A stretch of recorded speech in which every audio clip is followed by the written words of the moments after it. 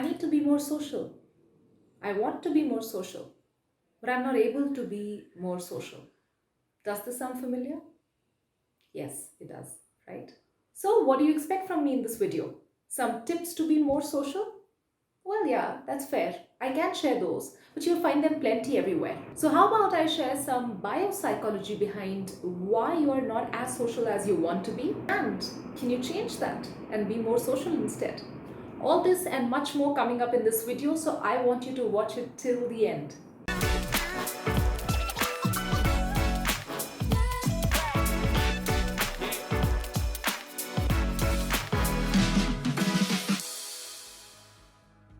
So Francis Galton was a psychologist, anthropologist, biologist, sociologist, and many other things. And in 1860, he was the first person to identify nature and nurture as the two broad categories that define a human's personality. So nature includes all the traits that we are born with that come as a package from the moment we are born. Nurture, on the other hand, is that part of our personality that shapes up because of our social experiences, the way we are raised, the kind of skills and trainings we get, and these two together constitute what we become as a person. So thanks to the second aspect, the nurture, a lot of things that don't come naturally to us, we can practice and learn them over the years. So if you're not a social person by nature, that's all right. You can learn how to be a social person. So ain't that so simple?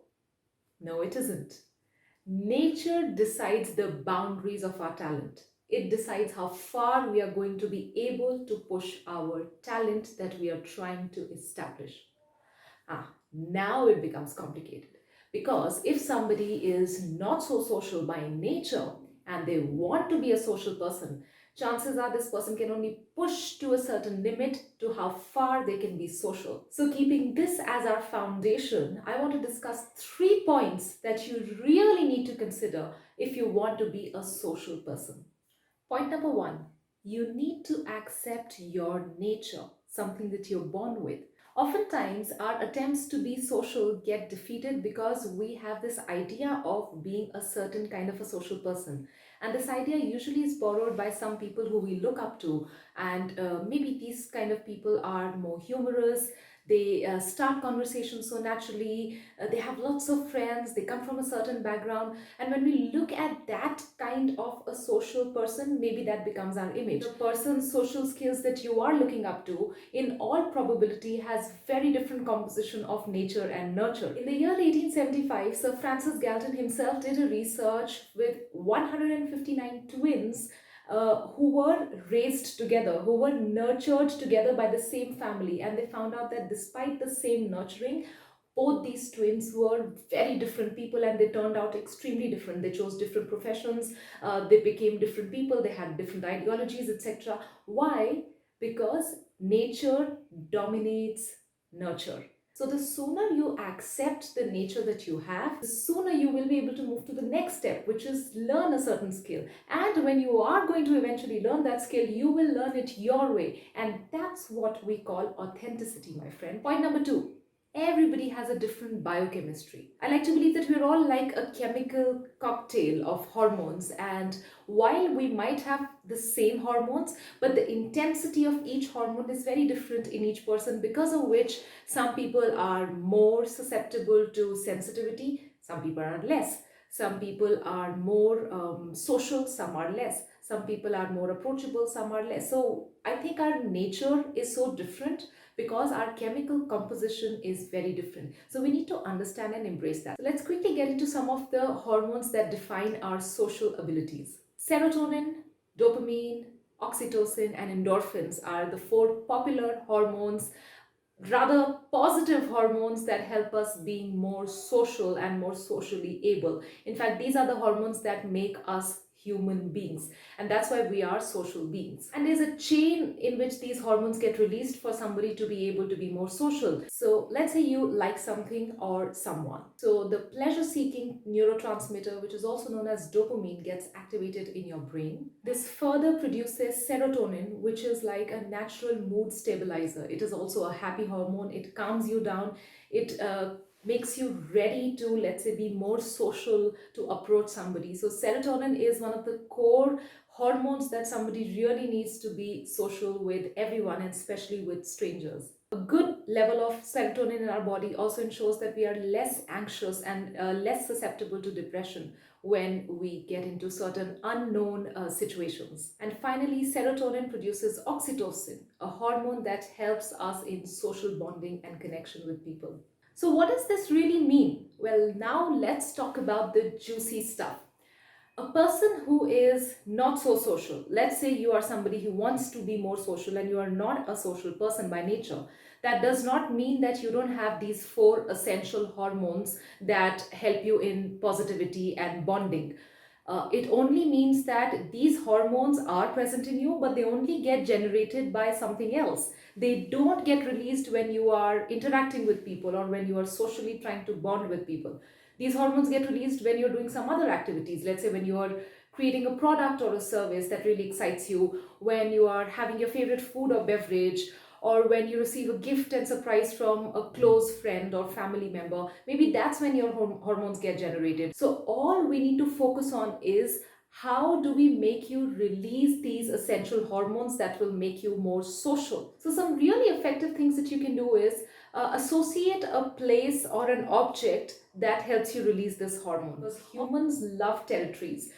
We are mammals, and mammals are attracted to their territories. It's like their space. So if you want to start a conversation with somebody new, try to look for a space and stand in a place that makes you more comfortable, calm, and connected. It could be any space. If you can meet somebody in a particular, let's say, coffee shop that you really like, try to meet that person in a particular coffee shop. Or if it's a neutral place for both you and them, or you're in a networking event, then look for a spot where you think you're going to be more comfortable. Maybe you could stand close to the food space, or you could stand close to the beverage counter, and then try to start a conversation, or try to pull somebody closer to that space. So that will ensure that that necessary hormone in your body, let's say serotonin, gets generated when you try to be social with somebody.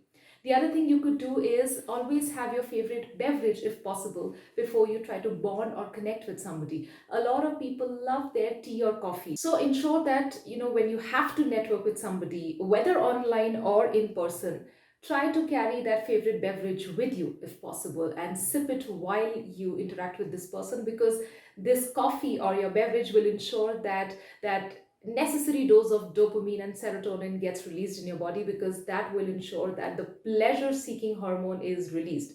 So because the pleasure seeking hormone and the happy hormone is already instigated, you will be in a better position to have a more comfortable and easy conversation with somebody, and maybe that way you'll be a little less anxious when you are trying to be social. And point number 3, try to reduce the gap between your nature and nurture. We are born a certain way, but our social experiences make us a certain other person. So everybody has some sort of a gap. Our aim should be more mature.